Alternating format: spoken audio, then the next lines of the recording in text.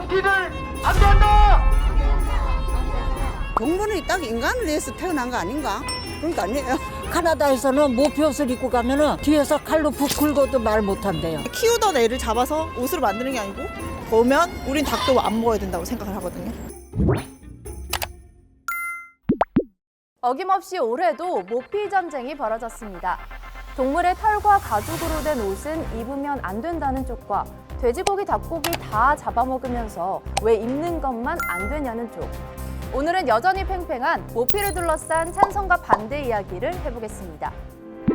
모피 찬성 진영이 최근 새롭게 들고 나온 카드는 퍼마크입니다. 사육해서 그다음에 키워서 모피 원피를 얻는 그 과정 같은 것들을 퍼마크 인증 마크에 취득하는 거라고 보시면 됩니다. 도축에서 막 잡아대는 어떤 그런 부분의 유통 과정들은 배제된 그 상태에서 원피를 취득했다는 부분들을 인증 마크를 부여를 해서 얻는 취득하는 거라고 보시면 됩니다. 도입된 지 2년 정도 된 이 퍼마크는 소비자들에게 모피에 대한 품질 보증도 보증이지만 사실은 모피 자체에 대한 거부감이나 죄책감을 덜어주기 위한 일종의 면죄부 역할도 무시할 수 없습니다. 퍼마크 인증이 체계적이고 독립적으로 이루어진다고 주장합니다.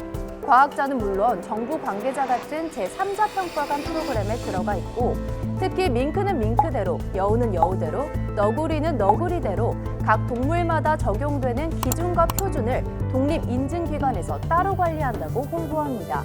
따라서 퍼마크를 받은 옷은 절대로 동물을 학대해서 만든 게 아니니 눈치 보지 말고 사 입어도 된다는 일종의 품질 증명서를 붙여주는 겁니다.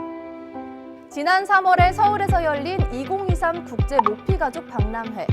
여기에 참가한 미국, 독일, 이탈리아 등 35개 브랜드 가운데 유럽 최대 모피 의류 제조 생산업체인 마나카스 프랭크퍼트, 튀르키의 모피 산업을 이끌고 있는 카사리 프루크 모드 등이 퍼마크 인증을 받았습니다.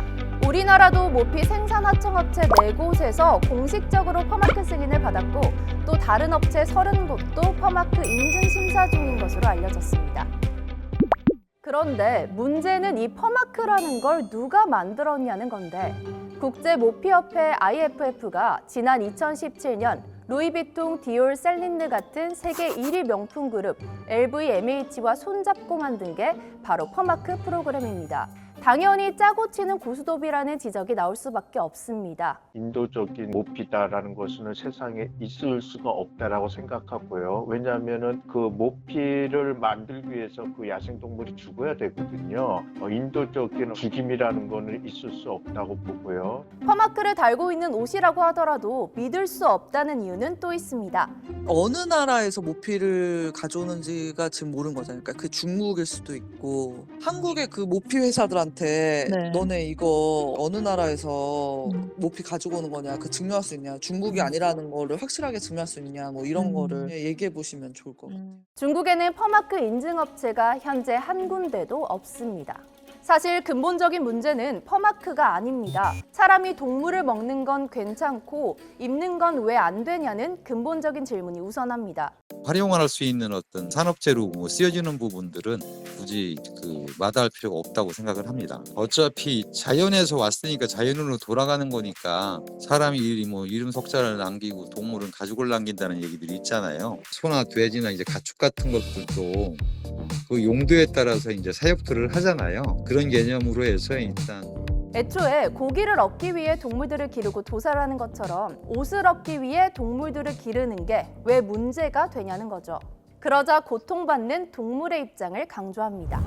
전 세계 유통되는 모피의 20%가 자연 상태에서 덫이나 올무 등에 잡혀서 죽어가고 야생동물들이 약 80%는 모피 농장에서 사육되다가 나중에 이제 껍질 벗겨져서 죽는 거잖아요.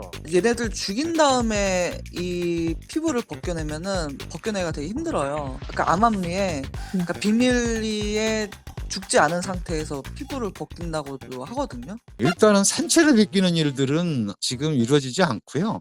살은 상태에서 가죽을 벗길 수는 없는 거죠. 고통이 뒤따라가니까.